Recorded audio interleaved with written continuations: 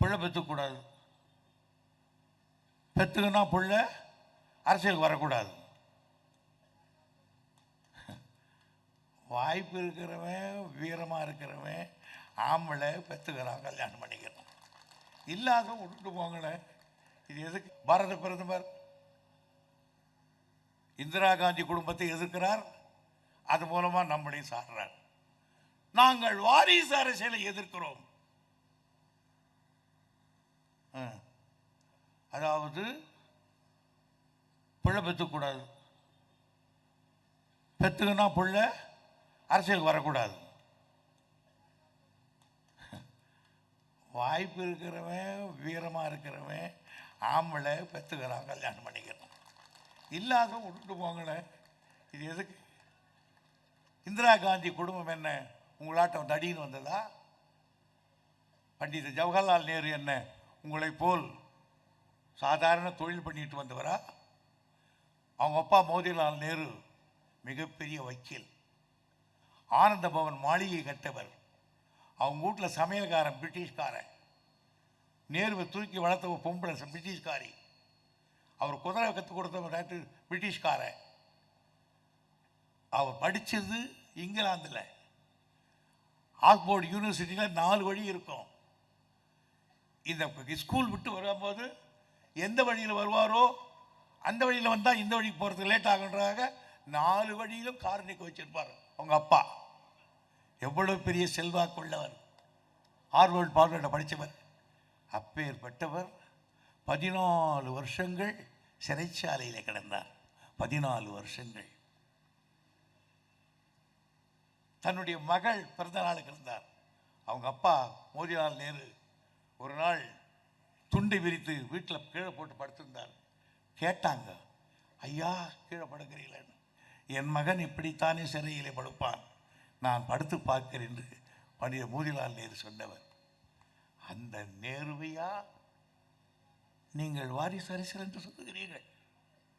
அவர் சிறையில் இருக்கிற பொழுது சின்ன குழந்தையாக போய் அந்த கம்பிகளை பிடித்து கொண்டு டாடி அவர் யூ என்று கேட்டதே, முத்தமிடுவதற்கு கூட வாய் எட்டவில்லையே இந்திரா காந்திக்கு.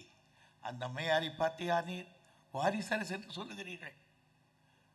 அந்த அம்மையாரை படுபாவி காவல்காரனை ஒருத்தர் சுட்டு கொன்றானே, அந்த தியாக திம்பத்தையா நீங்கள் வாரிசு அரசு என்று சொல்லுகிறீர்கள்?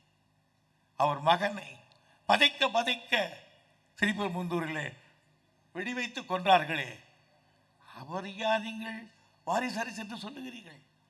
அந்த கணவனை இழந்துவிட்ட பிறகும் கூட கண்ணியமாக இன்றைக்கு ஆட்சி நடத்தி கொண்டு போன தேர்தலுக்கு முன் தேர்தலில் இந்திரா தான், சோனியா காந்தி தான் இந்த நாட்டின் பிரதமர் என்று கலைஞர் சொன்ன பிறகு இந்தியா எதிரொலித்து ஓஹோ என்று காங்கிரஸ் ஜெயித்த பொழுது எல்லோரும் போய் உட்கார்ந்து சோனியா காந்தி நீங்கள் தான் பிரதமர் என்று சொன்ன பொழுது கையெடுத்து கும்பிட்டு எனக்கு வேண்டாம் அந்த பதவியை மன்மோகன் சிங் கொடுங்கள் என்று தனக்கு வந்த பதவியை, இந்த நாட்டில் பிரதமர் பதவியை தூக்கி அப்படியே தந்தார்களே, அந்த தியாக பிம்பத்தையா நீங்கள் வாரிசு என்று சொல்லுகிறீர்கள்? ஓடிக்கொண்டிருக்கிறாரே நீங்கள் அப்படியா? நம்ம சமாச்சாரத்தை சொல்லட்டுமா? வேணாம், பெரிய மனுஷன் ஆகிட்டு உங்களுக்கு வேணாம். அதனால் உங்களுக்கு மற்ற முன்னாடி பேச மாட்டேன் நான். ஆனால் உங்களுக்கு ஒன்று சொல்கிறேன், பழைய துரைமுருகன் தான் ஆட்சி தள்ளிட்டு போயிடுவேன். நான் கட்சியினுடைய பொதுச் செயலாளர், இந்த கட்சியை கட்டி காக்க இதெல்லாம் எனக்கு கை வந்த கலை தெரியும். எனக்கு 60 வருஷமாக நான் பேசாத பேச்சா 68 என் மேடை இன்னும் ஓயலை எனக்கு. அது வேறு விஷயம். அதெல்லாம் இன்னைக்கு ஒரு கண்ணியம் வேணும். ஒரு பிரதமரே சொல்லலாமா வாரிசு அரசியல் என்று? இன்னைக்கு என்ன பண்ணிட்டீங்க? நீங்கள் என்ன பண்ணியிருக்கீங்க சொல்லுங்க பார்க்கலாம். கோயில் கட்டி இருக்கிறோம், எனக்கு ஓட்டு போடுன்னு கேட்பீங்க, அதானே? வேற என்ன?